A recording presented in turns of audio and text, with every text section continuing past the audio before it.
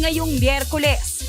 Pasabog ang entries para sa Golden Anniversary ng Metro Manila Film Festival. Isa na riyan ang MMFF comeback ni Bossing Vic Soto para sa kanyang legacy project kasama si Papa P.O. Piolo Pascual. Nagbabalik si MJ Marfori. Sa title, sa Kingdom. Ang mga production house, kabilang ang MQuest Ventures, APT Entertainment, na humakot sa takilya last year, magsasani puwersa sa 50th anniversary ng Metro Manila Film Festival. Para yan sa powerhouse film na The Kingdom.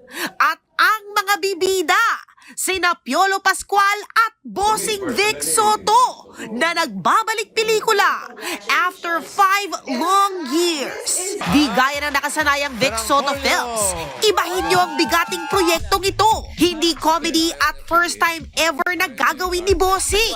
I wanted something different. Kakaiba naman. Tapos na ako doon sa mga enteng kabisote. Nung i-present sa akin itong project na to, ay super challenging. But wait, kaunting bitin muna tayo sa kwento ng The Kingdom na ihahatid ng Dream Team producers na MZTV Productions, MQuest Ventures na nasa likod ng most awarded entry na Gumburza at APT Entertainment na isa sa mga nagbigay naman sa atin ng Rewind. Speaking of APT, comeback din ito ng head na si Direk Mike Toviera na siyang magdedirect at nagsulat ng script. It's going to be epic, it's going to be very dramatic. Feeling naman namin na akmang-akma siya dun sa panahon, dun sa okasyon. Isa raw ito sa pinaka-ambitious at malaking proyekto in Philippine cinema na siguradong kapupulutan ng aral. It's all about our ambition, right? How big we want it to be, how beautiful we want it to be, how meaningful we want it to be. Kasi mahirap yung plot ng storya. It's a current setting of a monarchy in the Philippines that has never been colonized.